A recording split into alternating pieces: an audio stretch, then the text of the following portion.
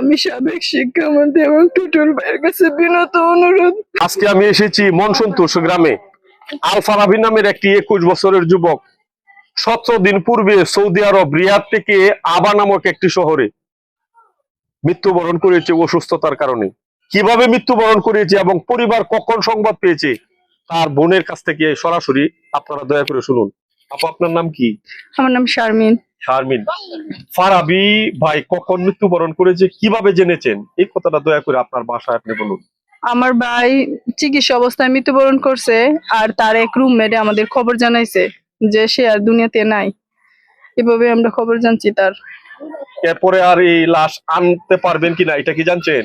ওই ছেলের সাথে আমাদের যোগাযোগ, ওর কাছে আমরা বলছিলাম যে লাশ আনার কি ব্যবস্থা, অথবা আমার ভাইয়ের বারবার তাদের কাছে অনুরোধ করছি যে আমার ভাই যে মারা গেছে তার লাশটার মুখটা তোমরা একটু দেখো, কিন্তু তারা বলতেছে আমাদের যাওয়ার কোন ব্যবস্থা নাই, আমরা যাইতে পারতাম না, এই সেই অনেক কিছু তারা বলছে। লাশ কেমন জায়গার মধ্যে রাখছে এটা কিছু বলে না? না, ওরা কিছুই বলে না, বলে যে হাসপাতালে আছে, ওরা জানি যাই যেত না, ওদের আঁকা মানায়, ওরা গেলে ওদেরকে পুলিশে দেবো, অনেক কিছু বলছে ওরা, মানে তেমন কিছুই বলে না, এমনকি ফোন দিয়েও আমাদের কিছু জানায় নাই। আর আমি বলছি যে লাশ আনার কথা, পরে ওরা বলতেছে যে 8-9 লাখ টাকা লাগবে লাশ আনতে। লাশ কি রুমমেট ছেলেটা বলছে আর কি যে 8-9 লাখ টাকা লাগবে, মানে ওরে কি বাংলাদেশে পাঠাইবো নাকি ওই জায়গায় দাফন করে ফেলবো, এরকম একটা কথা বলছে। তো আমরা পরে ফোন দিতেছি, জিজ্ঞেস করতেছি যে কিভাবে কি করা লাগবে বলো, পরে ওরা আর কিছুই বলে না, ফোনও ধরে না, কিছু বলেও না, কোনো খোঁজ খবরও আমরা দেয় না।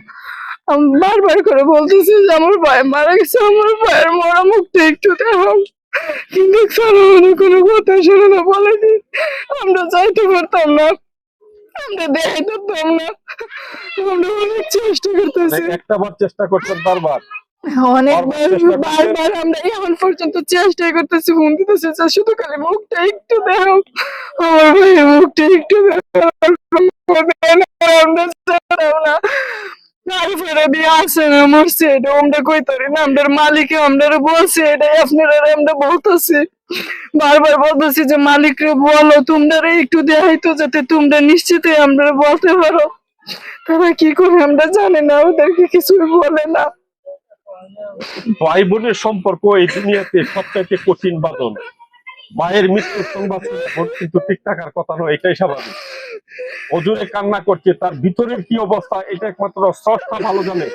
হয়তো আমরা বাহ্যিক দৃষ্টিতে দেখতেছি তার চোখের জল ঝরতেছে, কিন্তু ভিতরের কষ্টটা যার ভাই মারা গেছে একমাত্র সেই কিন্তু দুনিয়াতে বুঝে।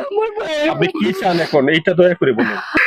তারা যেন কিশোরগঞ্জ প্রবাসী কল্যাণ ফাউন্ডেশনে ফোন দিয়ে একবার বলে যেন আমার ভাইয়ের লাশ আনার ব্যবস্থা করে দেয়। আমার প্রবাসী কল্যাণ মন্ত্রণালয়, জি, ওই জায়গায় যেন বলে একবার ফোন দিয়ে যে আমার ভাইয়ের লাশটা আনার ব্যবস্থা যেন ওরা করে দেয়, ওদের কাছে আমার অনুরোধ, তারা যেন এই ব্যবস্থাটা করে। বোনটার আকুতি যে বর্তমান সাংসদ, সাবেক সফল শিক্ষামন্ত্রী ডক্টর মুহসিন ফারুক মহোদয় এবং করিমগঞ্জ তারাইলের অভিভাবক মেজবাউদ্দিন টুটুল ভাইয়ের নিকট ওনাদের কাছে নিবেদন, অন্তরের আকুতি এবং অসহায় প্রার্থনা, ওনারা যদি প্রবাসী কল্যাণ মন্ত্রণালয়ে ফোন দেন, কমপক্ষে লাশটা সরকারি ভাবে আসার একটা ব্যবস্থা হবে, তারা দেখার সুযোগ পাবে। আর আজকে আমি এই ফারাবি ভাইয়ের সংবাদটুকু পেয়েছি কিশোরগঞ্জ প্রবাসী উদ্যোক্তা ফাউন্ডেশনের মাধ্যমে।